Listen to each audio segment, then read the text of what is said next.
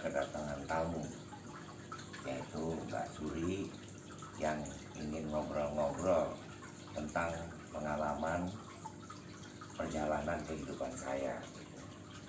Dan saya akan ceritakan apa adanya kepada Mbak Suri yang mungkin bisa menjadi masukan, bisa menjadi sesuatu yang bisa juga pengalaman ini untuk menjadi pengalaman orang lain. Ya, kalau Mbak Suri ingin bertanya apa, ya bisa saya jawab. Ya, yang pertama yang saya mau tanya, saya kan dulu pernah tahu Pak Ade itu pernah bekerja di sebuah perusahaan, dan itu sampai tuntas ya itu pada saya. Saya dari bujangan itu memang pernah kerja di salah satu perusahaan BUMN, ya. BUMN milik pemerintah yang selama itu dari bujang sampai dengan saya punya anak. Ya, anak saya sudah cukup dewasa, artinya sudah masuk umur SMP, ya. Ada yang mau masuk SMA. Di situ saya masih bekerja, tapi saya berhenti bekerja di perusahaan itu.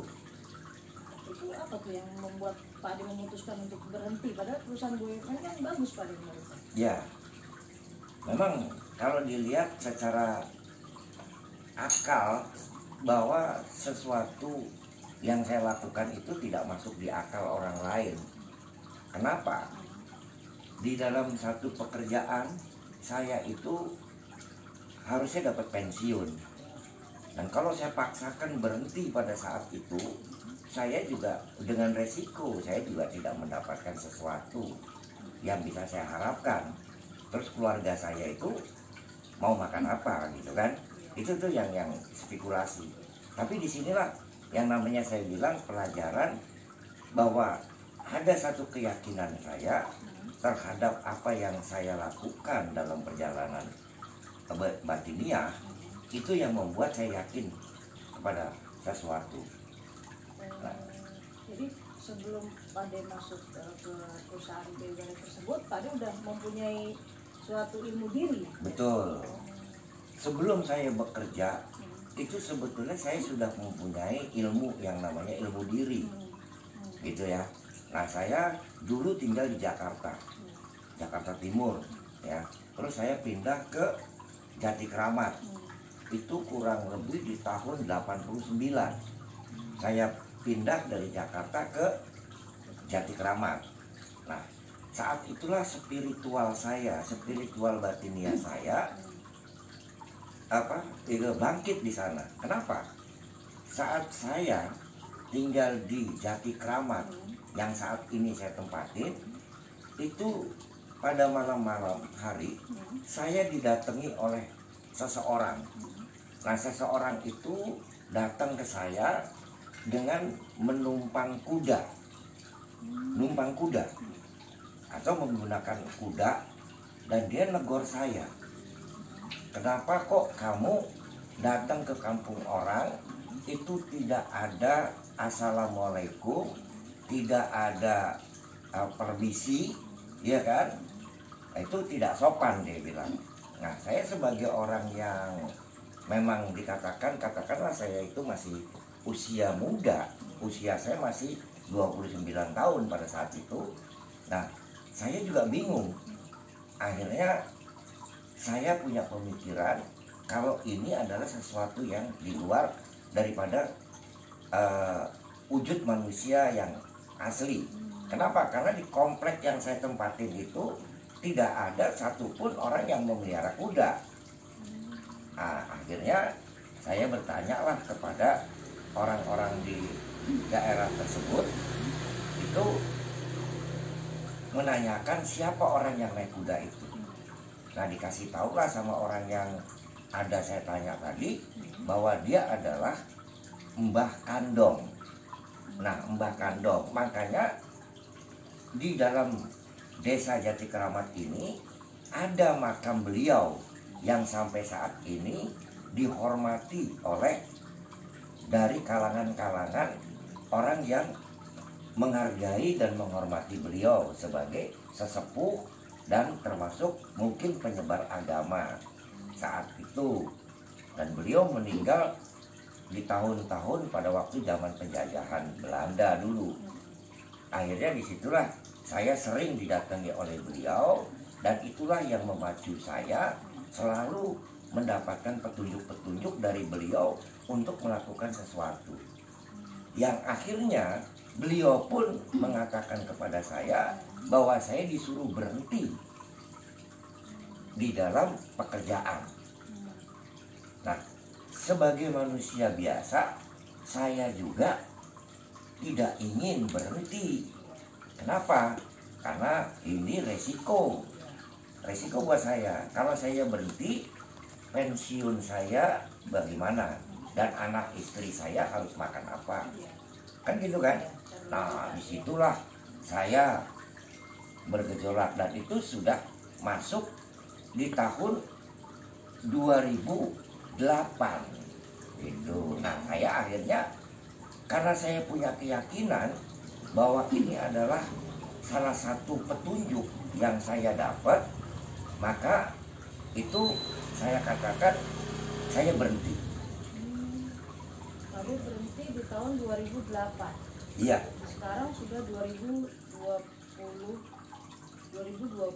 Itu kegiatan Pak De selama tidak bekerja di perusahaan tersebut apa aja, Pak?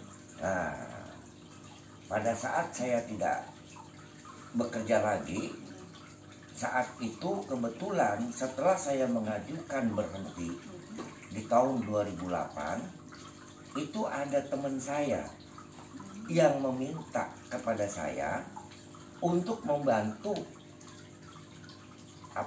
kegiatan yang ada di Kalimantan Selatan, atau yang dinamakan itu Banjarmasin. Nah, di Banjarmasin itulah pengalaman spiritual saya bertambah. Di dalam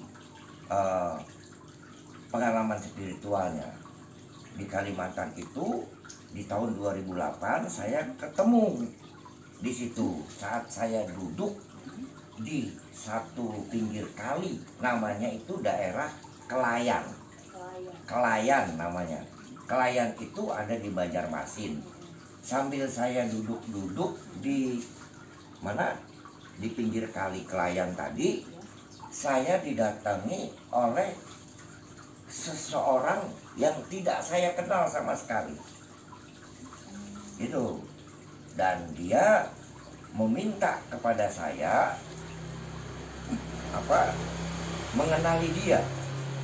Yang akhirnya saya tanya, ini siapa gitu. Nah, setelah saya tanya, ternyata dia adalah Pangeran Antasari. Pangeran Antasari yang sifatnya memang raja di daerah Kalimantan gitu. Pengen ikut saya gitu loh. Pengen ikut ini maksudnya seperti apa nih? Ikut membantu kehidupan Pak De atau ikut seperti apa? Nah, ini saat itu saya pikir karena ini adalah permainan alam batin, saya pikir itu ikutnya itu karena ikut secara batiniah, gitu kan? Nah, setelah itu saya tidak pikirkan lagi. Nah, pada saat saya tidak pikirkan, dan akhirnya di tahun 2008 akhir saya pulang lagi ke Jakarta, gitu kan? Saya pulang lagi ke Jakarta, dan ternyata nih, gitu ya kan, ada sesuatu yang sifatnya dia ini keluar dalam bentuk rupiah di pecahan 2000-an, gitu loh. Nah, saya kaget, ternyata kok Antasari Pangeran ini ada di lembaran pecahan 2000-an, dan pertama kali keluar itu di tahun 2011. gitu. Nah makanya dengan itu saya lihat ini nih. Nah ini nih Pangeran Antasari, ya kan? Nih, ini Pangeran Antasari ini ada di bentuk di gambar kertas uang 2000-an. Nah ini di tahun pengeluarannya itu tahun 2009 ini. Nah sejak itulah saya dengan uang ini, ya dengan uang ini, karena dia pengen ikut saya, sampai sekarang pun saya pegang di edisi pengeluaran tahun 2009 ini, tidak pernah saya belanjakan. Satu lembar ini saya tidak pernah belanjakan, untuk saya pegang dan saya taruh di dompet saya. Ini nih salah satu edisi tahun 2009. Nah, dari sinilah pula pengalaman saya, ya, dengan adanya Pangeran Antasari ini, karena dia itu datang dengan tiba-tiba, dan ada saya pulang ke Jakarta, ternyata dia ada di mana? Di lembaran 2000-an ini saya pegang. Dan ini semua saya serahkan kepada Yang Maha Kuasa tentunya. Saya cuma memegang aja, gitu loh. Nah sejak itu pula lah pengalaman saya dengan perjalanan kehidupan saya selalu bisa menuai kebaikan. Saya juga nggak ngerti, tapi ya di sini yang saya katakan, keyakinan pertama saya disuruh berhenti bekerja karena masih banyak tugas. Dan setelah saya ke Kalimantan, saya ketemu dengan Pangeran Antasari, dan ternyata ini juga membawa dampak kehidupan saya yang berubah. Nah, makanya saya yakini bahwa apa yang saya yakin dalam diri saya, apa yang menjadi ilmu batinia saya, itu menurut saya adalah satu hal, semua bersender kepada Allah, karena semuanya nyata dan jelas gitu. Gitu Mas Duli. Sangat pengalaman Pak Ade benar-benar untuk penyemangat kita juga, untuk memacu kita juga, harus lebih, kita harus yakin ya Pak Ade. Jangan yakin dengan petunjuk-petunjuk yang ada, yakin dengan Allah itu pasti selalu membantu kita. Iya. Ya. Pengalaman saya yang ada seperti itu, maka saya yakin bahwa ilmu yang ada dalam diri kita ini adalah ilmu yang bisa dipertanggungjawabkan. Bukan hanya ilmu yang asal-asal cuma yakin dan yakin, bukan. Tapi memang ada dasarnya. Karena petunjuk-petunjuk itu masuk di dalam diri kita dan menjadikan satu perjalanan hidup kita yang benar gitu, dari 2008 dan 2009 itu gitu. Terus setelah 2009, 2010 dan selanjutnya itu pada pengalaman mana aja Pak? Nah, dari 2009 itulah cikal bakal saya melangkah. Akhirnya saya bisa mengenal Magetan. Saya bisa mengenal Sragen. Kenapa?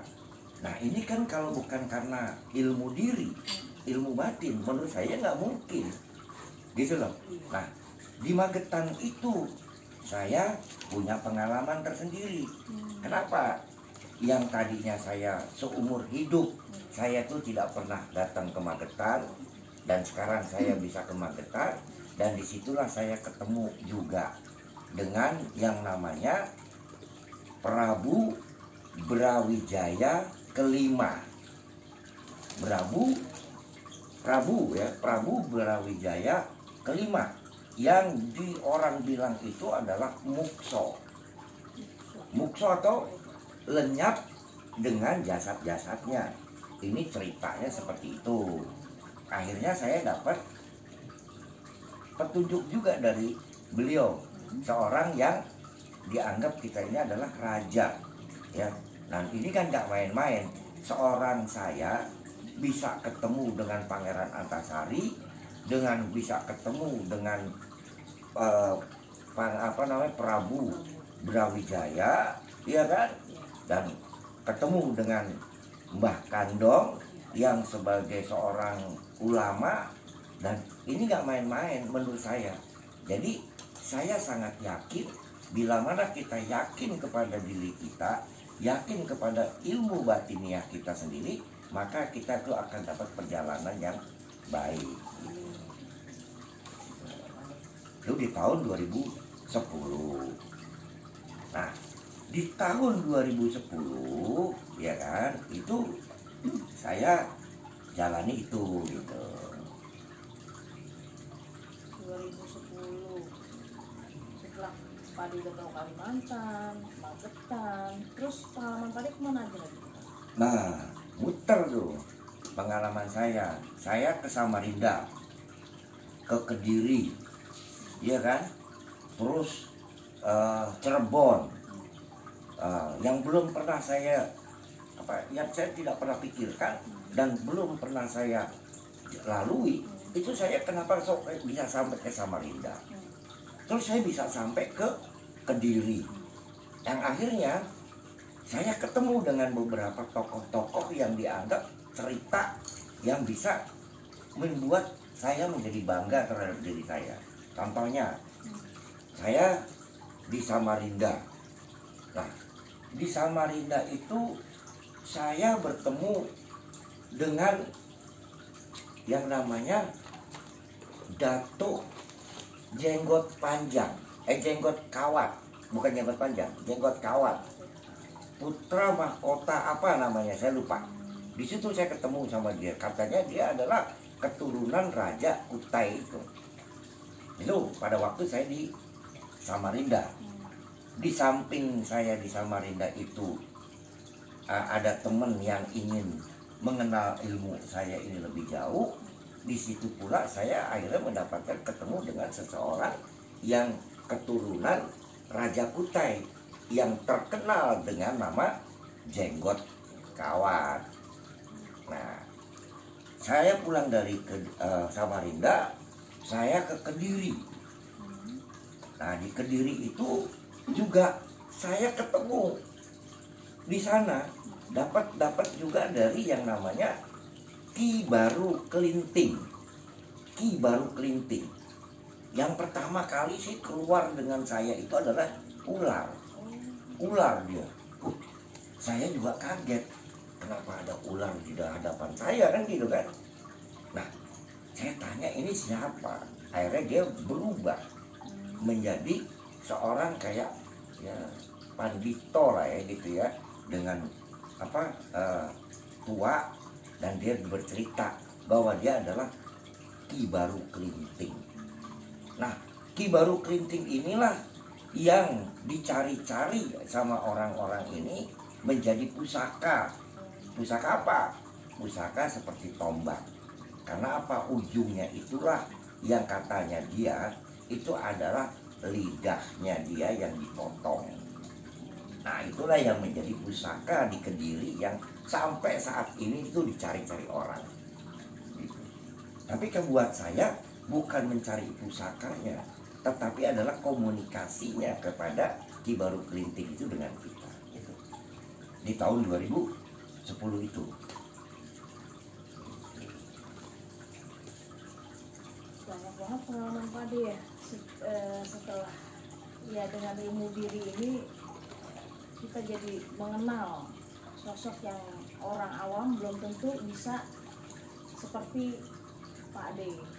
Harus ada istilahnya ilmu diri agar kita bisa berdialog dengan si A, si B, si C itu untuk kehidupan kita ya Pak Ade.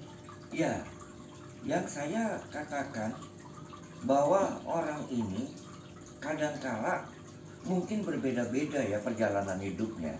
Tapi perjalanan hidup saya ini menurut saya sih sangat luar biasa. Kenapa sangat luar biasa? 2008 saya berhenti bekerja, ya.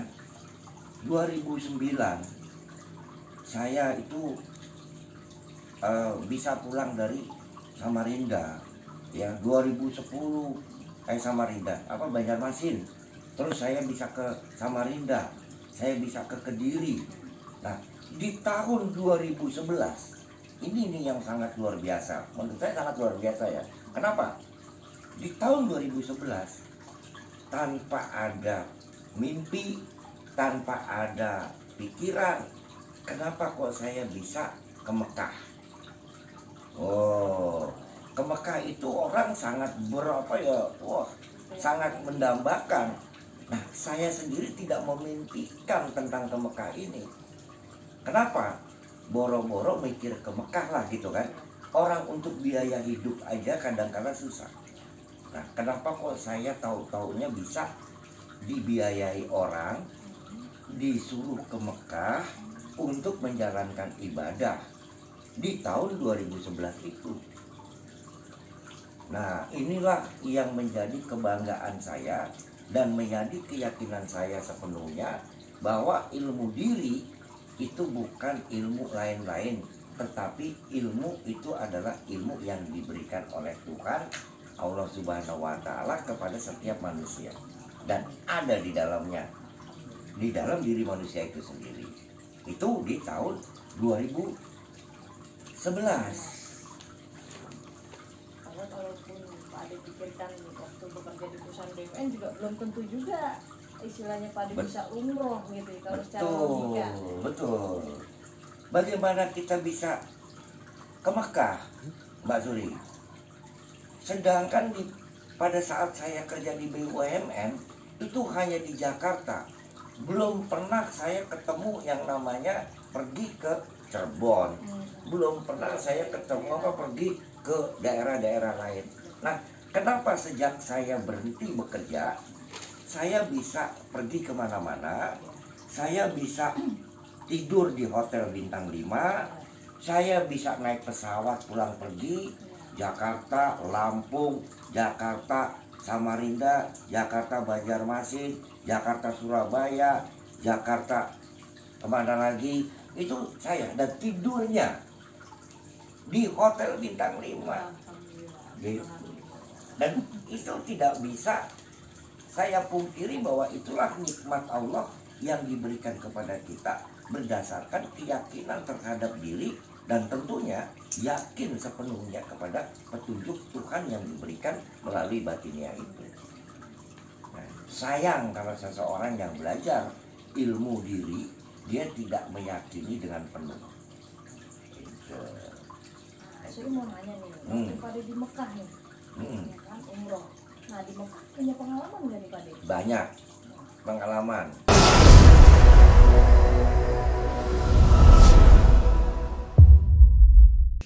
Jangan lupa like dan subscribe video ini. Dan jangan lupa tekan lonceng untuk mendapatkan video-video berikutnya.